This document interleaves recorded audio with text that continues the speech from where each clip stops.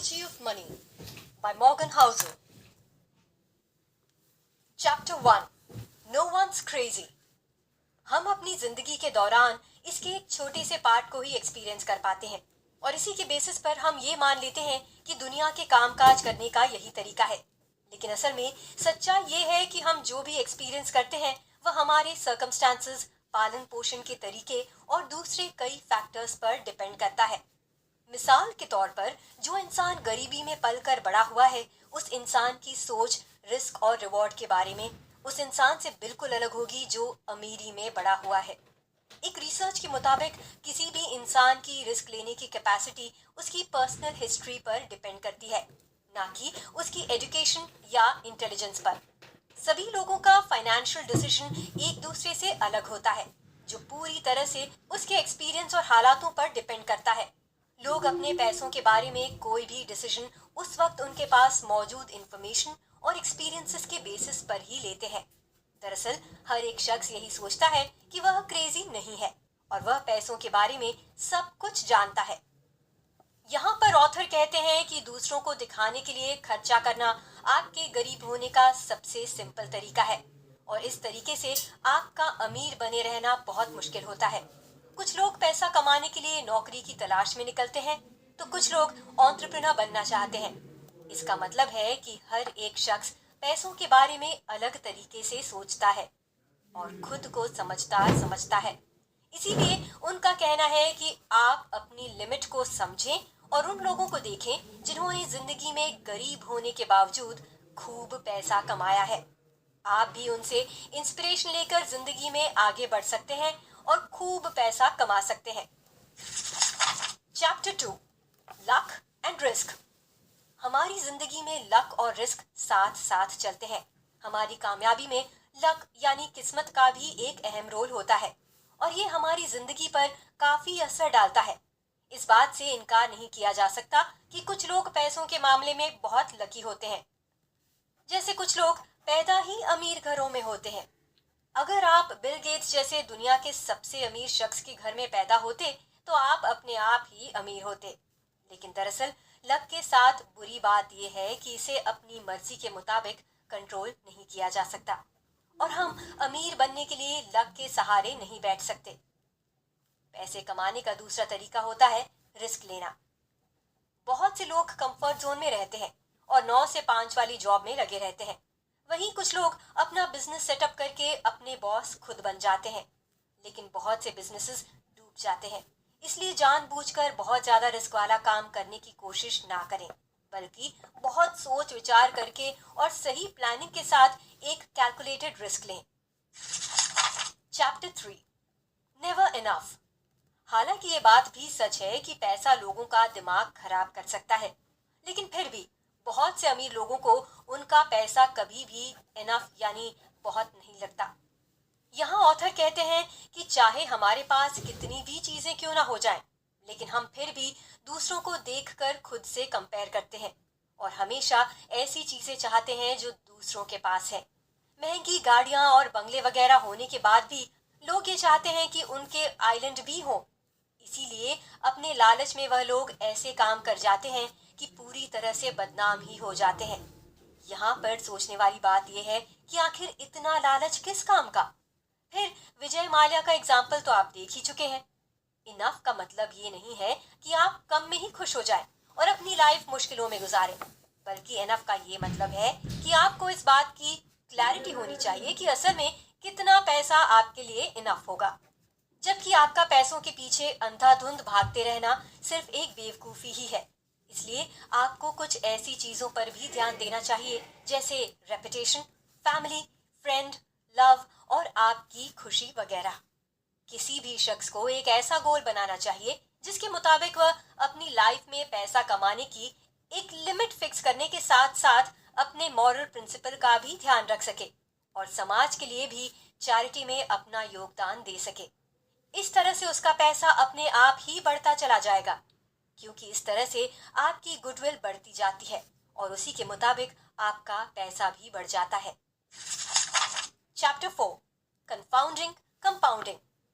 Compounding का मतलब है कोई भी इन्वेस्टमेंट करने पर आपकी जो कमाई होती है उसे फिर से इन्वेस्ट कर देना। इसमें आपको अपने प्रिंसिपल अमाउंट पर मिलने वाले ब्याज पर भी ब्याज मिलता है। ज्यादातर इन्वेस्टमेंट में सिंपल इंटरेस्ट ही मिलता है। वॉरेन बफे इसी सिद्धांत से इतने अमीर बने थे, लेकिन उन्होंने अपनी प्रॉपर्टी को 5 से 10 सालों में नहीं बल्कि 50 साल से ज्यादा टाइम में इतना ज्यादा बढ़ाया था। दरअसल वह उसे बार बार इन्वेस्ट कर देते थे और ऐसे शेयर्स चुनते थे जो कई गुना मुनाफा देते हों। इसके अलावा उन्होंने कंपाउंड इंटरेस्ट वाली इन्वेस्टमेंट में ही अपना पैसा लगाया था।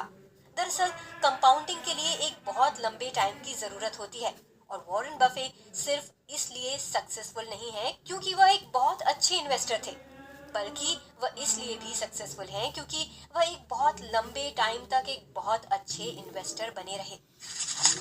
Chapter 5, getting wealthy versus staying wealthy. यहाँ पर ये कहा गया है कि एक शख्स को अमीर बने रहने के लिए उसके अंदर थोड़ा पागलपन और थोड़ी किफायत करने की आदत का होना जरूरी है। अक्सर बहुत से लोग बहुत सा पैसा कमाने के बाद उसे खो देते हैं। ऐसा बहुत से खिलाड़ियों और फिल्मी सितारों के साथ हुआ है, क्योंकि उन्हें इन्वेस्टमेंट की समझ नहीं थी। ना तो उन्होंने अपने पैसों को सेव किया और ना ही कहीं पर इन्वेस्ट किया, बल्कि वह अपने पैसों को अंधाधुंध खर्च करते गए। उन्हें लगा कि उनका पैसा कभी खत्म ही नहीं होगा। इसलिए सभी लोगों के अंदर पैसे की समझ का डेवलप होना बहुत जरूरी है। आप अपने सारे डिसीजंस इंडिपेंडेंट होकर लीजिए और ये सोचकर नहीं कि आपको किसी को दिखाना है या किसी ने किया था इसलिए मुझे भी करना है। यहाँ ऑथर कहते हैं कि जहाँ ऑप्टिमिस्टिक बने रहना और अपनी कोशिश पर यकीन रखने की बहुत जरूरत होती है, वहीं पैसे बचाने के लिए रिस्क से बचने, किफायती बनने और इस बात को एक्सेप्ट करने की जरूरत होती है कि आपकी कामयाबी में किस्मत का भी एक अहम रोल होता है। यहाँ किफायती होने का ये मतलब नहीं है कि आप एकदम से कंगाल लोगों की तरह रहें, बल्कि इसका मतलब सिर्फ इतना ही है कि आप बिना वजह ही अपने पैसे खर्च ना करें और फालतू के दिखावे में ना आ जाएं। इसलिए आप इस बात को पक्का कीजिए कि कहीं आप अपनी कमाई को फ्यूचर के लिए रखने की जगह उसे आज ही खर्च ना कर दें। आपको पैसा कमाने के साथ साथ जिंदगी में और भी जरूरी चीजों जैसे एक्सरसाइज, खेल, लर्निंग वगैरह इन सब पर अपना थोड़ा समय जरूर देना चाहिए, क्योंकि जिंदगी जीने का असली मजा इन छोटी छोटी रोजमर्रा की चीजों को मेंटेन रखने में ही आता है। इनकी वजह से आप पूरी तरह से हेल्दी, वेल्दी और वाइज बने रहेंगे। आप अपने पास हमेशा 20% लिक्विड अमाउंट जरूर रखें। अगर मार्केट में अचानक गिरावट होती है तो आपको अपने शेयर्स बेचने की जरूरत नहीं होगी, बल्कि आप उस समय इस फंड के जरिए और ज्यादा शेयर खरीद सकते हैं। याद रखें, आपके पैसे जब भी बढ़ेंगे तो कंपाउंडिंग के जरिए ही बढ़ेंगे, इसलिए आप इसमें कोई रुकावट मत आने दीजिए। आपकी फाइनेंशियल सक्सेस के लिए ये 3 अहम चीजें जिम्मेदार होती हैं। 1. High saving rate. 2. Patience. 3. Long term optimism. Chapter 6, tells you win. Long term investments का आपके रिटर्न पर सबसे ज्यादा असर पड़ता है, लेकिन ये पता लगा पाना कि आपके पैसे जब भी बढ़ेंगे तो कंपाउंडिंग के जरिए ही बढ़ेंगे, इसलिए आप इसमें कोई रुकावट मत आने दीजिए। आपकी फाइनेंशियल सक्सेस के लिए ये 3 अहम चीजें जिम्मेदार होती हैं। 1. High saving rate. 2. Patience. 3. Long term optimism. Chapter 6, tells you win. Long term investments का आपके रिटर्न पर सबसे ज्यादा असर पड़ता है, लेकिन ये पता लगा पाना कि कौन सा इन्वेस्टमेंट लंबे टाइम में सबसे ज्यादा प्रॉफिट देगा करीब करीब नामुमकिन होता है। कोई भी इंसान हमेशा ही सही डिसीजंस नहीं ले सकता है, लेकिन एक अच्छा इन्वेस्टर बनने के लिए आपको 10 में से सिर्फ 6 बार सही होने की जरूरत होती है। यानी आपका फेलियर भी सक्सेस का ही एक हिस्सा है। जब भी आप टॉस करने के लिए एक सिक्का उछालते हैं तो जरूरी नहीं कि आप जीत ही जाएंगे, लेकिन उसे बार बार उछालते रहने पर ये पॉसिबिलिटी जरूर है कि आप जीतने में कामयाब भी हो सकते हैं। इसी तरह किसी भी काम को बार बार करते रहने से भले ही पहली बार में कामयाबी ना मिले, लेकिन आखिरकार कामयाबी मिलकर ही रहती है। अगर आपका बिजनेस पहली बार फेल हो गया हो तो आप फिर से ट्राई कीजिए और तब तक ट्राई करते रहिए जब तक कि आप सफल ना हो जाएं। इस तरह से आप फेल होकर भी अमीर बन सकते हैं। Chapter 7, freedom. यहाँ पर ऑथर कहते हैं कि असली पैसा वो होता है जो आपको टाइम से आजादी दे। यानी आपके पैसे की सबसे अच्छी फॉर्म वो होती है जिसमें आप जो करना चाहें वो कर सकें। एक रिसर्च में ये पता लगाया गया है कि कौन सी चीजें लोगों को खुशी देती हैं, और ये पाया गया कि वैसे तो हर कोई खुश रहने के लिए अलग अलग चीजें चाहता है, लेकिन उनमें से एक चीज ज्यादातर लोगों में कॉमन थी। जैसे खुश रहने के लिए आपकी लाइफ के ऊपर आपका पूरा कंट्रोल होना, अच्छी सैलरी, एक बड़ा घर और एक प्रेस्टिजियस जॉब से भी ज्यादा मायने रखता है। जब आप कोई ऐसा काम करते हैं जो आप नहीं करना चाहते, तो जाहिर सी बात है कि आप उस काम से नफरत करते हैं। कुछ लोग खुश रहने के लिए पैसा तो कमा लेते हैं, लेकिन उन्हें इसके लिए दिन भर कड़ी मेहनत करनी पड़ती है। उनके पास अपनी लाइफ को एंजॉय करने का टाइम ही नहीं बचता। ज्यादातर लोग अच्छे दोस्त बनाना और अपनी फैमिली के साथ क्वालिटी टाइम बिताना चाहते हैं। इसीलिए उन्हें ये लगता है कि ऐसा पैसा किसी काम का नहीं है जिसे कमाने के लिए वह अपनी ये इच्छाएं भी पूरी ना कर सके। आप बहुत से कामों को आउटसोर्स कर सकते हैं। आउटसोर्स का मतलब है कि आप पैसा खर्च करके बहुत सी सर्विसेज को हासिल कर सकते हैं और अपने लिए एक क्वालिटी टाइम बचा सकते हैं। Chapter 8, man in the car paradox. जब भी आप किसी शख्स को एक अच्छी सी और महंगी गाड़ी चलाते हुए देखते हैं, तो आपके मन में ये विचार नहीं आता होगा कि वाह, इस गाड़ी का ओनर कितना कूल है, बल्कि आपके दिमाग में सबसे पहले ये बात आती है कि काश अगर मैं इस गाड़ी का ओनर होता तो शायद सब लोग मुझे कितना कूल समझते। लेकिन यहाँ प्रॉब्लम ये है कि आपको ऐसा लगता है कि अगर आपके पास अच्छी और महंगी चीजें होंगी तो लोग आपकी तारीफ करेंगे, जबकि अगर आप खुद को दूसरों की जगह रख कर देखें तो आप खुद ही ओनर की तारीफ नहीं करेंगे। दरअसल हम इंसानों की सोच ही ऐसी होती है कि अगर हम अमीर होंगे तो लोग हमारी तारीफ करेंगे, हमें ज्यादा रिस्पेक्ट देंगे और हमें पसंद भी करेंगे। लेकिन दूसरे लोग आपके बहुत पैसे वाला होने की वजह से आपको पसंद नहीं करते, बल्कि वह आपकी अमीरी को एक बेंचमार्क बनाकर खुद ये सोचते हैं कि अगर वो भी आपके जैसे पैसे वाले होते तो सब लोग उनकी भी तारीफ करते और उनको ज्यादा पसंद करते। आप खुद के लिए जैसा रिस्पेक्ट और तारीफ दूसरे लोगों से करवाना चाहते हैं, सिर्फ पैसा ही वह सब नहीं करवा सकता, बल्कि ह्यूमिलिटी यानी विनम्रता और काइंडनेस और एम्पैथी यानी हमदर्दी ऐसी चीजें हैं जो पैसे के मुकाबले लोगों की नजरों में आपको ज्यादा पसंदीदा और रिस्पेक्टेड बना सकती हैं। इसलिए मटीरियलिस्टिक चीजों के पीछे इतना मत भागिए। अगर आपके पास ज्यादा पैसा है तो उससे नए एक्सपीरियंसेस हासिल कीजिए और किसी की हेल्प कीजिए या कहीं घूमने जाइए। ऐसा करने से आपकी लाइफ टाइम के लिए अच्छी मेमोरीज बन जाएंगी और यही आपकी असली खुशी का राज भी है। Chapter 9, wealth is what you don't see. इस चैप्टर में बताया गया है कि ज्यादातर महंगी और फैंसी कार चलाने वाले लोग असल में ज्यादा अमीर नहीं होते हैं। वह अपना ज्यादातर पैसा महंगी कार पर ही खर्च कर देते हैं। एक महंगी कार खरीद लेने से ऐसे लोगों के बारे में ये पता नहीं चलता है कि उन्हें वाकई में पैसों की सही समझ है, बल्कि सच्चाई तो ये है कि ऐसे लोगों को पैसे की बिल्कुल भी समझ नहीं होती। दरअसल हम में से ज्यादातर लोग दूसरे लोगों को बाहरी इंफॉर्मेशन की बेसिस पर ही जज कर लेते हैं, जैसे कोई शख्स कौन सी गाड़ी चलाता है, वह कैसे घर में रहता है और वह किस तरह के कपड़े पहनता है वगैरह। लेकिन असल में वेल्थ नजर नहीं आती है। ये ऐसे एसेट्स होते हैं जिन्हें बाहरी दिखावटी चीजों में नहीं बदला जाता है, जैसे इन्वेस्टमेंट, प्रॉपर्टी और बिजनेस वगैरह। आपका अमीर होना सिर्फ आपकी मौजूदा इनकम को दिखाता है, लेकिन आपके वेल्दी होने का मतलब है कि आपकी मौजूदा इनकम और सेविंग्स मिलाकर इतनी ज्यादा होनी चाहिए ताकि आप फ्यूचर में बिना किसी परेशानी के अपने पैसे खर्च कर सकें। रिच होने का मतलब ये नहीं है कि आप वेल्दी भी हैं। एक अमीर शख्स दिखने की आपकी इच्छा के पीछे एक बड़ी वजह यह है कि लोगों के लिए एक रिच रोल मॉडल को तलाश करना काफी आसान होता है, क्योंकि ऐसे लोग आसानी से नजर आ जाते हैं। लेकिन वहीं पर एक वेल्दी रोल मॉडल ढूंढना बहुत मुश्किल होता है, क्योंकि वेल्थ हमेशा छिपी रहती है। Chapter 10, save money. आपके खर्च करने के बाद बचे हुए पैसों को जमा करना ही वेल्थ कहलाता है। दरअसल वेल्थ को जमा करने के लिए आपको एक हाई इनकम की जरूरत नहीं होती है, बल्कि इसके लिए आपको हाई सेविंग्स की जरूरत होती है। आपकी वेल्थ की वैल्यू आपकी इच्छा और जरूरत के ऊपर डिपेंड करती है। आपकी सेविंग्स आपकी ईगो और आपकी इनकम के बीच का एक गैप होती है। आपकी सेविंग्स को बढ़ाने का सबसे अच्छा तरीका आपकी इनकम को बढ़ाना नहीं होता, बल्कि आपकी ह्यूमिलिटी यानी विनम्रता को बढ़ाना होता है। आप अपनी इच्छाओं को कम करके अपने खर्च को कम कर सकते हैं, और आप अपनी इच्छाएं तभी कम कर सकते हैं जब आप इस बात पर ज्यादा ध्यान ना दें कि लोग आपके बारे में क्या कहेंगे। आपके पास पैसा बचाने के लिए किसी भी तरह की वजह का होना जरूरी नहीं है। बिना किसी गोल के सेविंग करना आपको लॉन्ग रन में फ्लेक्सिबिलिटी देता है, और आपके पास हर चीज के लिए ज्यादा ऑप्शंस होते हैं।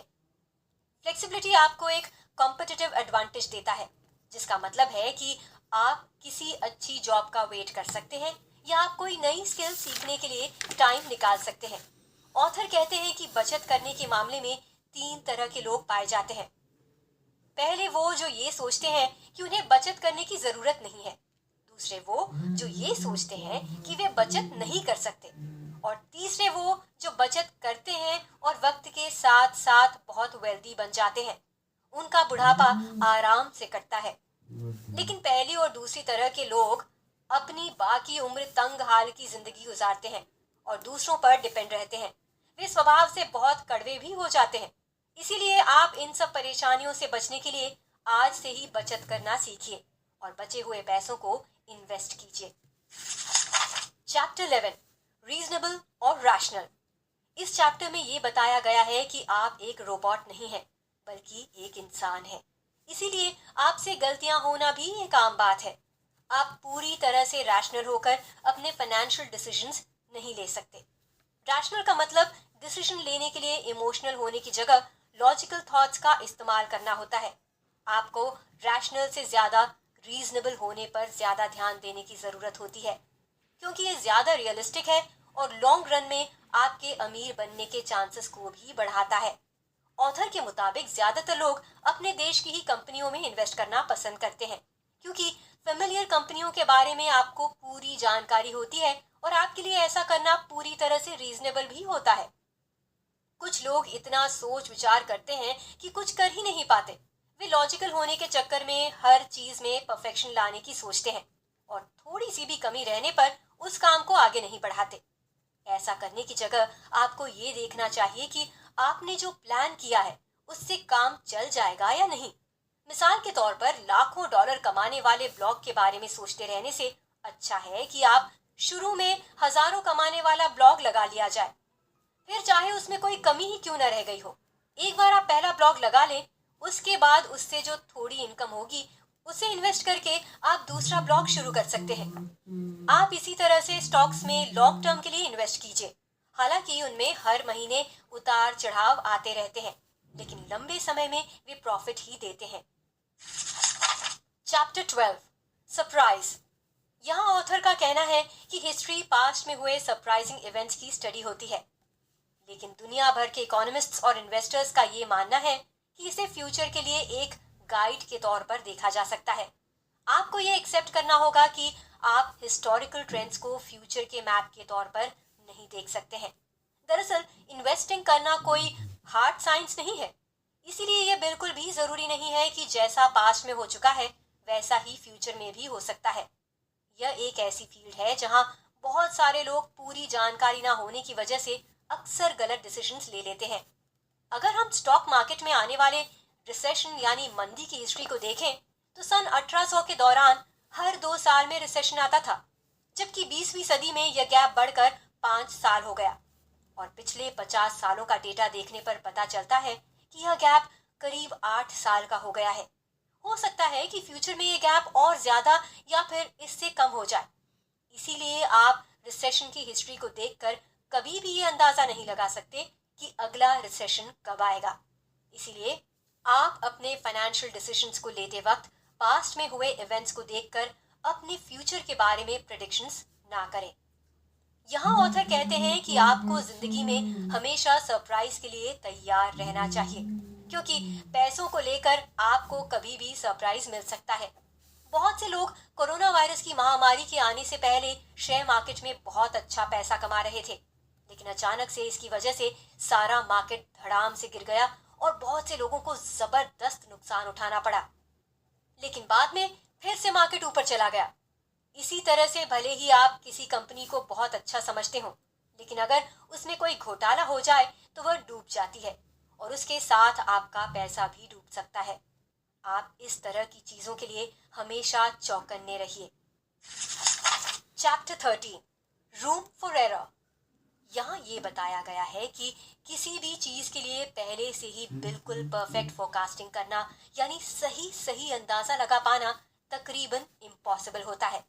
इसीलिए अक्सर एक मार्जिन ऑफ एरर को रखा जाता है, जिसकी वजह से फोरकास्टिंग करने की कोई जरूरत नहीं रह जाती है। लेकिन हम लोग एक सही मार्जिन ऑफ एरर को तय नहीं कर पाते। दरअसल सही रूम्स फॉर एरर को ना रख पाने की कुछ अहम वजहें होती हैं। जैसे पहली वजह है, आम तौर पर इंसानी दिमाग उन चीजों या लोगों की तरफ ज्यादा अट्रैक्ट होता है जो उन्हें पूरी सर्टेनिटी देते हैं, यानी जो अपनी सच्चाई का पूरा भरोसा देते हैं। और हम लोग रूम फॉर एरर पर ज्यादा ध्यान देने की जगह उन लोगों की बातों पर ज्यादा ध्यान देते हैं जो पूरे यकीन के साथ इस तरह की चीजें कहते हैं कि इस हफ्ते ये स्टॉक ऊपर जाएगा या ये कैंडिडेट इलेक्शन हार जाएगा वगैरह। दूसरी वजह यह है कि हम लोग अक्सर दूसरे लोगों की लाइफ में रूम फॉर एरर देखने में कामयाब रहते हैं, लेकिन अपनी लाइफ में रूम फॉर एरर नहीं देख पाते हैं। ऑथर कहते हैं कि पैसा कमाने के दौरान हर किसी से गलती हो सकती है, लेकिन उससे बहुत कुछ सीखने को भी मिलता है। गलती से होने वाले नुकसान से बचने के लिए आप हमेशा अपने पास कुछ रिजर्व कैश जरूर रखें। सारा पैसा एक साथ इन्वेस्ट मत कर दीजिए। वॉरेन बफे ने कहा है, कैश इज द किंग।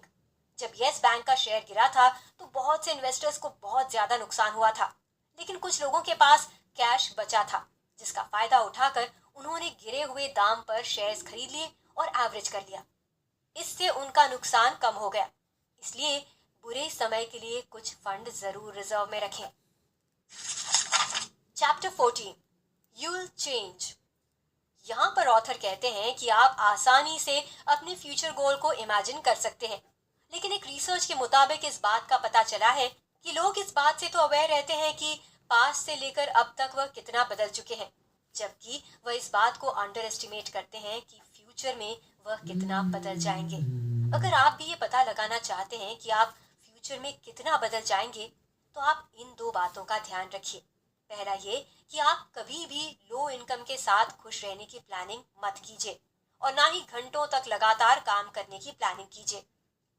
और दूसरा ये कि आप इस बात को एक्सेप्ट करें कि आप कभी भी अपना माइंड चेंज कर सकते हैं। दरअसल हमारी रियलिटी वक्त के साथ बदलती रहती है, इसीलिए हमें भी अपने गोल्स और स्ट्रैटेजीज को सिचुएशन के मुताबिक बदलते रहना चाहिए। ऑथर कहते हैं कि आपने जो भी सपने और गोल्स आज बनाए हैं, हो सकता है वे कभी पूरे ना हो, लेकिन फ्यूचर में हम कुछ नया भी कर सकते हैं। आप अपने पास्ट में ही जीते ना रहें और ये मत सोचिए कि स्कूल या कॉलेज में आपके मार्क्स तो बहुत कम थे इसलिए आप अच्छे स्टूडेंट नहीं थे। असल में इससे कोई फर्क नहीं पड़ता है, क्योंकि आपका फ्यूचर आपके पास्ट पर डिपेंड नहीं होता। आप जब चाहें अपना फ्यूचर बना सकते हैं। कोई भी शख्स कभी भी छोटा सा बिजनेस लगाकर भी लाखों करोड़ों कमा सकता है। इसीलिए आपके दिमाग में समाज के नाम पर जो फालतू का डर भरा हुआ है, उसे बाहर निकाल दीजिए और असली किताबें पढ़कर नया ज्ञान हासिल कीजिए। Chapter 15, nothings free. यहाँ पर ये बताया गया है कि असल में ज्यादातर चीजें थ्योरी के मुकाबले प्रैक्टिकल में ज्यादा मुश्किल होती हैं। हम लोगों में ओवर कॉन्फिडेंस की एक टेंडेंसी मौजूद होती है। इसी वजह से हम आम तौर पर किसी चीज के पीछे लगने वाले एफर्ट्स और कॉस्ट को नहीं देख पाते। हर काम बाहर से देखने पर बहुत आसान लगता है, क्योंकि किसी काम में आने वाले चैलेंजेस को वही फेस करता है जो एक्चुअल में उस काम को करता है। दरअसल इन्वेस्टमेंट में आपका सिर्फ पैसा ही नहीं लगता, बल्कि उसमें वॉलेटिलिटी यानी अस्थिरता, फियर, डाउट, अनसर्टेनिटी और रिग्रेट भी शामिल होते हैं। इसीलिए अगर आप अच्छे रिटर्न्स पाना चाहते हैं तो आपको वॉलेटिलिटी की कीमत चुकानी होती है। अगर आप ये कीमत नहीं चुकाते हैं तो आपको मिलने वाले रिटर्न्स आपकी उम्मीद से काफी कम होंगे। इन्वेस्टमेंट में बहुत सी साइकोलॉजिकल फीस भी जुड़ी होती है। इन्हें आप किसी फीस की तरह ही देखिए, ना कि किसी फाइन यानी जुर्माने की तरह। क्योंकि फाइन्स आमतौर पर गैर जरूरी और अनफेयर हो सकते हैं। लेकिन फीस हमेशा जरूरी और सही होती है। वोलेटिलिटी, फियर और अनसर्टेनिटी एक तरह से लॉन्ग टर्म इन्वेस्टमेंट की एडमिशन फीस होती है। दरअसल फ्री में कुछ भी नहीं आता। अगर आपको कुछ बड़ा करना है और आपके पास पैसे नहीं हैं, तो आपके लिए बेहतर यही होगा कि पहले कुछ साल जॉब कर लीजिए। बहुत से सुपरस्टार्स भी काफी छोटी मोटी जॉब करते थे। उस पैसे से ही उन्होंने सही ट्रेनिंग ली और पोर्टफोलियो वगैरह बनवाए। इसी तरह से बिजनेस के लिए भी पैसा चाहिए होता है। आप शुरू में बहुत छोटी रकम से भी ऐसा बिजनेस शुरू कर सकते हैं जिसे बाद में स्केल अप किया जा सकता है। Chapter 16, you and me. यहाँ पर ऑथर कहते हैं कि हम लोग आमतौर पर दूसरों को देखकर ही अपने बहुत सारे डिसीजंस लेते हैं, जिनमें फाइनेंशियल डिसीजंस भी शामिल होते हैं। लेकिन यहाँ ध्यान देने वाली बात यह है कि हर कोई अपना एक अलग गेम खेलता है। इसलिए आप अपने से अलग गेम खेल रहे किसी भी शख्स को कभी भी खुद से कंपेयर ना करें। दरअसल हर इन्वेस्टर का गोल और इन्वेस्टिंग पीरियड अलग होता है। इसलिए फाइनेंशियल प्लानिंग करते समय आंख बंद करके दूसरों की नकल ना करें, क्योंकि आपको ये नहीं पता होता है कि आपके सामने वाला शख्स किस चीज में और कितने टाइम पीरियड के लिए इन्वेस्ट कर रहा है। दरअसल पैसा कभी भी अकेले नहीं कमाया जाता। आपको हमेशा दूसरों की हेल्प लेनी ही पड़ती है।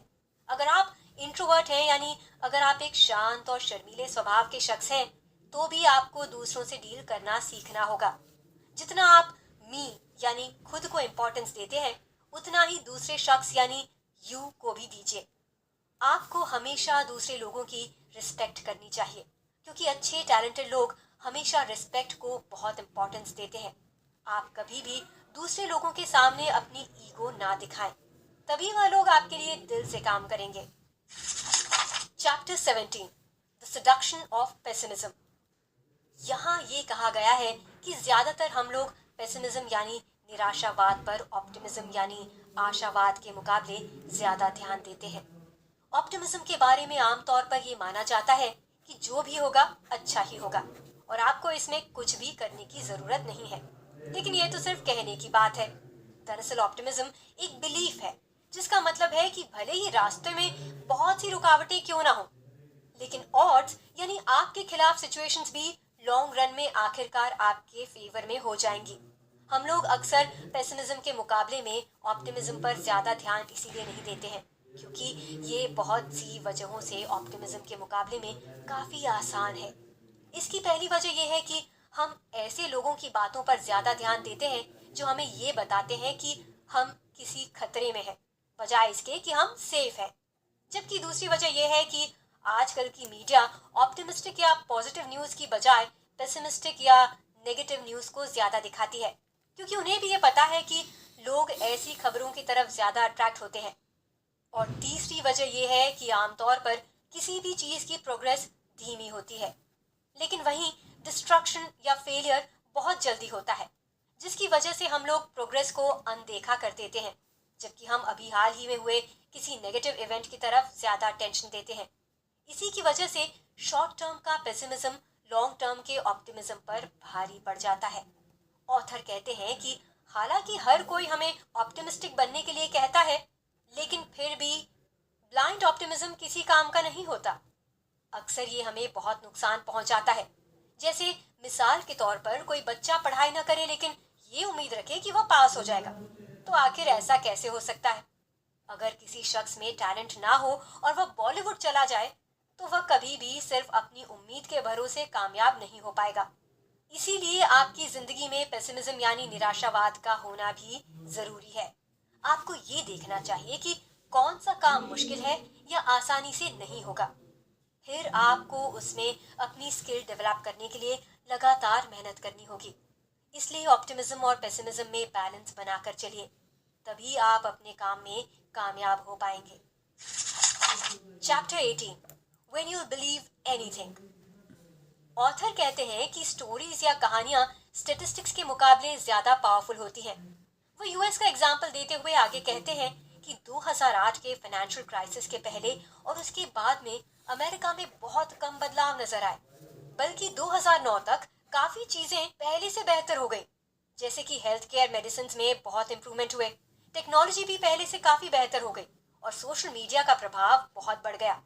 लेकिन author Morgan Hauser statistical data को देखकर हैरान रह गए कि 2007 से 2009 के बीच अमेरिका की इकोनॉमी को 16 लाख करोड़ का नुकसान हुआ और करीब 1 करोड़ से भी ज्यादा लोगों ने अपने जॉब्स गंवा दिए। ऐसा इसलिए हुआ क्योंकि 2007 तक लोगों का मानना था कि हाउसिंग प्राइसेस और बढ़ेंगे क्योंकि उस वक्त लोगों को बैंकर्स और फाइनेंशियल मार्केट स्टेबल और एक्यूरेट नजर आ रहे थे। लेकिन 2009 तक लोगों का इस कहानी पर से भरोसा खत्म हो गया और यही इकलौती ऐसी चीज थी जो बहुत ज्यादा बदल चुकी थी और यही चीज बहुत ज्यादा मैटर करती थी। हमारे फाइनेंशियल वर्ल्ड की दुनिया किसी भी और चीज के मुकाबले स्टोरीज पर बहुत ज्यादा डिपेंड करती है। हमारी कॉग्निशन यानी समझने की पावर में हमेशा गलती हो जाती है। मिसाल के तौर पर जैसे बहुत से लोग जो कुछ न्यूज में सुनते हैं उसे ही सच मान लेते हैं, जबकि उसमें से ज्यादातर चीजें मैनिपुलेट की गई होती हैं। इसी तरह से न्यूज़पेपर्स में कई बार तमाम कंपनियां गलत कंटेंट भी पब्लिश करवा देती हैं ताकि लोग उनके शेयर खरीद सकें, जबकि बाद में वह शेयर्स डूब जाते हैं। इसलिए हर चीज पर आंख बंद करके भरोसा मत कीजिए और शेयर खरीदने के पहले आप खुद उस कंपनी की बैलेंस शीट और दूसरे डॉक्यूमेंट्स वगैरह की अच्छी तरह जांच पड़ताल कर लीजिए। Chapter 19 all together now. इस चैप्टर में सारे चैप्टर्स को समराइज किया गया है और इसमें कुछ एक्शनेबल आइडियाज के बारे में बताया गया है ताकि हम अपने लिए अच्छे फाइनेंशियल डिसीजंस ले सकें। जैसे पहला आइडिया, जब आपकी लाइफ में कुछ अच्छी चीजें हो रही हो तब ह्यूमिलिटी यानी विनम्रता को फॉलो करें और जब चीजें गलत हो रही हो तो फॉरगिवनेस और कंपैशन को फॉलो करें। दूसरा आइडिया, कम ईगो का मतलब है ज्यादा वेल्थ। यहाँ ऑथर कहते हैं कि सेविंग करना एक तरह से आपकी इनकम और ईगो के बीच का एक गैप है। तीसरा आइडिया, अपने पैसे को इस तरह से मैनेज कीजिए कि आप रात में बगैर किसी फिक्र के आराम से सो सकें। चौथा आइडिया, अगर आप एक अच्छे इन्वेस्टर बनना चाहते हैं तो अपने इन्वेस्टमेंट के टाइम पीरियड को बढ़ाइए क्योंकि टाइम ही इन्वेस्टमेंट की सबसे बड़ी ताकत है। पांचवा आइडिया, गलतियां करने से ना घबराएं क्योंकि आप आधे टाइम गलतियां करके भी वेल्थ इकट्ठी कर सकते हैं।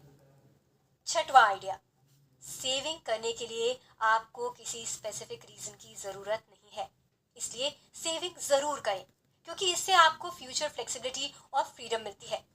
सातवां आइडिया, अपने पैसों का इस्तेमाल अपने टाइम पर कंट्रोल करने के लिए करें क्योंकि अपने टाइम का पूरा कंट्रोल होना एक खुशहाल जिंदगी के लिए बहुत जरूरी है। आठवां आइडिया, दूसरों के दिखावे में ना पड़ें बल्कि एक वेल्दी इंसान बनने पर ध्यान लगाएं। नौवां आइडिया, फाइनेंशियल प्लानिंग करते वक्त आंख बंद करके दूसरों की नकल ना करें क्योंकि आपको नहीं पता कि सामने वाला किस चीज में और क्यों इन्वेस्ट कर रहा है या फिर वह कितने टाइम के लिए इन्वेस्ट कर रहा है। कुल मिलाकर इस किताब में दिए गए एडवाइसेस का पालन करके आप हमेशा अपनी जिंदगी को आसान और खुशनुमा बना सकते हैं। जैसे आपको अपनी पूरी सैलरी मौज मस्ती में ही नहीं उड़ा देनी चाहिए। आप हमेशा अपने खर्चों को कम से कम रखिए। आपको लो कॉस्ट चीजों में खुशी तलाश करनी चाहिए, जैसे एक्सरसाइजेस, रीडिंग, लर्निंग, आपकी हॉबीज वगैरह।